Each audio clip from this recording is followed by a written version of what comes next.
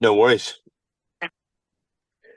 Right, I'm here for Punch Up Boxing. Delighted to be here with Conor Wallace again, just weeks away from fighting again at Fortitude Valley Music Hall, one of your favorite locations, I believe. So, Conor, we've Yeah, I love it. got to recap. Obviously, last time we spoke, it was just ahead of your fight with Pampelone, which was the IBF Eliminator. You came through your first 12 rounder. Uh, how'd it feel going the 12 rounds for the first time? How'd it feel going in with a guy who's ranked in the top 10? Yeah, what did you take away from the fight? Yeah, I think it was a great fight. Obviously, we had a great game plan in place. My coach Greg Eady, we stuck to that game plan and followed it, and I think it sort of worked a treat. The plan was to box him. We know he's a big puncher. We know he's strong, comes forward. So, I just had to use my skill and my footwork, and I think it worked well. I felt unbelievable doing the 12 rounds. I could have done another 12 Hmm. because I wasn't wasting any punches, or we stuck to the plan, and I really enjoyed myself in there. Yeah. I just wonder for that first time you fight a guy who's a bit of a step up. Do you immediately feel the difference in there? First time being hit by like a big puncher. I don't know, maybe in the amateurs or maybe some of your other opponents did Yeah. catch you as well. But everything he did, like the reflexes, the IQ, did you feel that this is a difference to what I've been going up against? Yes and no. Like I have definitely fought some big punchers in like Letty and Omatagi and stuff. They're big punchers too, and even Jack Gipp. I know Jack Gipp sort of hit hard as well. So like it didn't really feel any difference in the power as such, but like we just know, like obviously being in there, and he was a seasoned boy. He's done the rounds and stuff before, and obviously he went 12 rounds with my legs and lad, so he'd been there before. But like, it definitely was a good test. But I feel like the better the boxer, the better I'll perform, and like Mhm. the better the opposition, I sort of raise the bar. Like I've been all over the world as an amateur, but actually being in there, like the better the person, the better I am as such. Yeah. Would you say the more significant factor is how much smarter they are in the ring?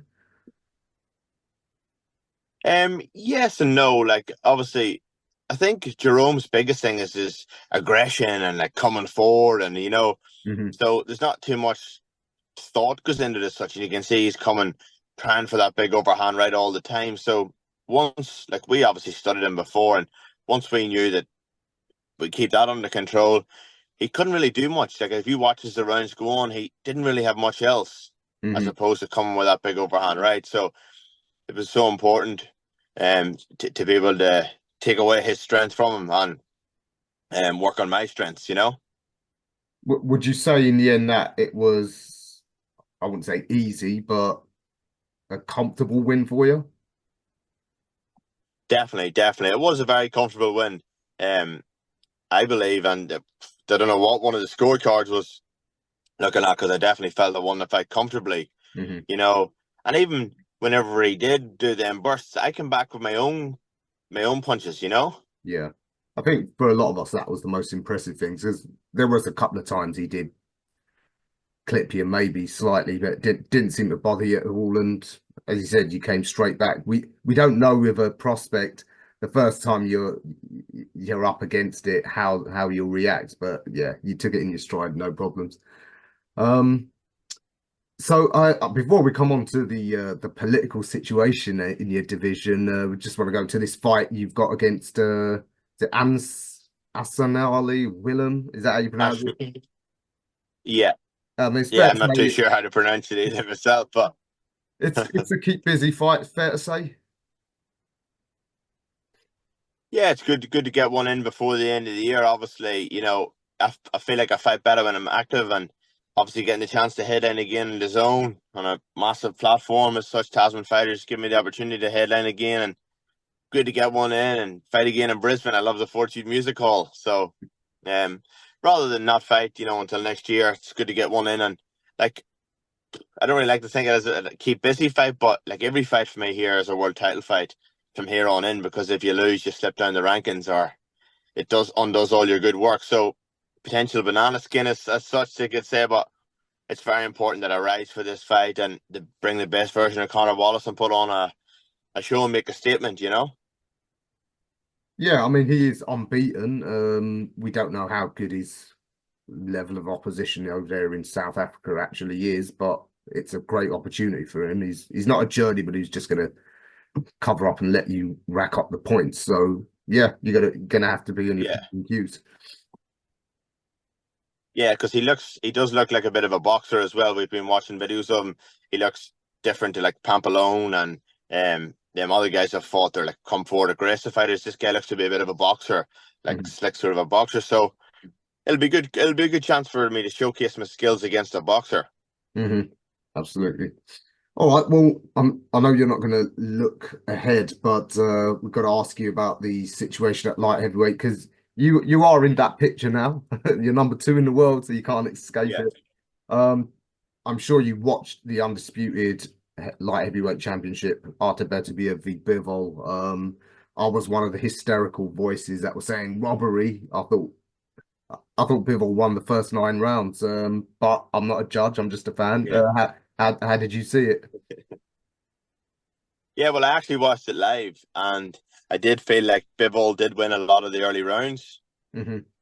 Um, when you're there, like actually live at the venue, the atmosphere and everything, and I did think Bivol was winning, and then obviously Beterbiev did come home stronger, but like I thought whenever they were going to call out the score, I definitely did think Bivol won by a round or two, but like when you watch it back, it depends what you're looking for. Obviously, that come forward aggression, or do you like this sort of the counter punching and moving and stuff, but. Like, I definitely don't think it was a robbery because I think, like, whenever it's a close fight, it's not a robbery. And I did think a lot of the rounds were very, very close. So you could have swung either way as such, But um, it just depends what you're looking for or where you're watching it from or how you're, like I said, if you watched it back with no commentary or no, you know what I'm saying? You might have a different outlook on the fight. I'm not saying Yeah. you yourself, but I mean, like, Anyway. people, watching it back. Yeah. Okay. Well, what was the sort of vibe ringside, as you said, amongst guys like yourself, fighters, the people in the industry who know more about it than us, the fans? Yeah, well, like everyone did think it was very, very close, but I think a lot sort of did think Bivol won because of the amount of rounds that he wanted to start, but Hmm. obviously the eye catching stuff coming towards the end, which is why what might have swayed people. But there was a lot of mixed reviews. Like so a lot of people I know that I spoke thought Bivol won. A lot of people that I spoke to thought Beterbiev won. So it really just honestly it depends how you sort of looked at it. Yeah. Well, I guess at that level of boxing, it's inevitably going to be that close and then open to interpretation. Since then, we've seen, I mean, there was a lot of talk of a rematch that seems to have gone quiet. Yeah. Beterbiev, he's 40, he's injury prone, he needs a long layoff. Um, have you and your team started leaning on the IBF hard to tell them, yeah, vacate that belt and let you Yeah, and like that. Eifert get on with it? Yeah, that's what we want. Like we originally thought that's what was going to happen whenever they called for the mandatory straight away. Obviously Beterbiev is probably not going to fight Effort or whatever, however you say his name. Like so that's the goal. That's what we want. We want that world title shot, and it's very important. The main thing is for me, like in these fights that I'm having in the meantime, it's very important that I keep winning. If I Yeah, keep winning, the big fights will come. So, um, it's great that I'm getting to stay active, and I'm like I want to be active. I feel like I box better when I am active, but we got to be very smart and like the big thing is, as I said, to keep winning and put myself in the right position to get that shot with effort. sure. What did you make of Beterbiev seemingly calling out Jake Paul? I mean, I'm not convinced it is him because he literally never posts on social media. But I mean, is that a sign of a fighter who's got one foot out of the door? Do you think? I'd say, well, I think everyone's looking to get a spin on Jake Paul for the money. So, well, if it was offered to you, would you take it? 100%. I'd fight anyone if the money was right. Yeah. Hey, fair play to the kid. He's earning himself Oh, he and is. He's doing great things. Like, hate him or love him, you're still watching him. You know what I mean? So it's like, for fair play. He's a marketing genius, I believe. yeah, yeah. Well, not hating on it. Not my cup of tea, but hey, good luck to him. Yeah, I'm the same. In terms of those big fights, obviously, mixed Tasman fighters have signed this promotional deal with Goldstar and Matchroom. That dream homecoming. I'm dying to see an Irish supercard, Donovan v Crocker, and you and Eifert on the undercard. I've been banging the drums on social media for that. Yeah. Yeah, has your team discussed that possibility if there is a big card in Ireland for you to be on the return? Yeah, 100%. There's always talk of it. Obviously, that's what it's all about. I don't mind where it is, if it's in Ireland or if it's in England or if it's in Saudi Arabia. I Mm, don't mind it.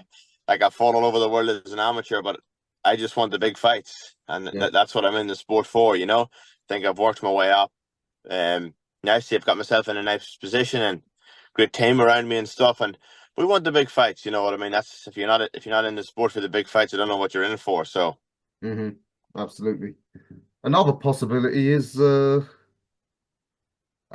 golden girl of Irish boxing, Katie Taylor. Could she have her swan song in Croke Park? I don't know if you see her fight yeah, yeah, I did. Friday. What a fight! But how many more of those has she got in her? I don't know. I do not know, but she's a warrior. Unbelievable. I love watching Katie. Yeah, she's really paved the way for this renaissance of, well, probably a golden era of Irish boxing. I think's just about to start with you guys ready to take over from her. But yeah, did you think she beat Serrano, or was it again just super close? I actually did think it was close, but to be honest with you, again, I'll say it, like, the commentary was very biased as well on that one. Like, that was a perfect example. Like, if you watch that fight back, because I have watched it back myself, like, yes, Serrano was throwing the volume, but if you look at the quality of the blows and the big shots and stuff, it was always Katie Taylor. Yeah. Apart from that first round, obviously she lost the first round convincingly, but that, she nearly got wobbled a little bit. But definitely, as the rounds went on, like, Mhm. she was winning the exchanges. Yeah. What would you like to see her do? Would you like to see her one more at Croke Park, or and if so, who? Well, I don't reckon she's got much more to prove as such now. You know what I mean? Obviously, there's always that because it's 1-1 with her and Cameron.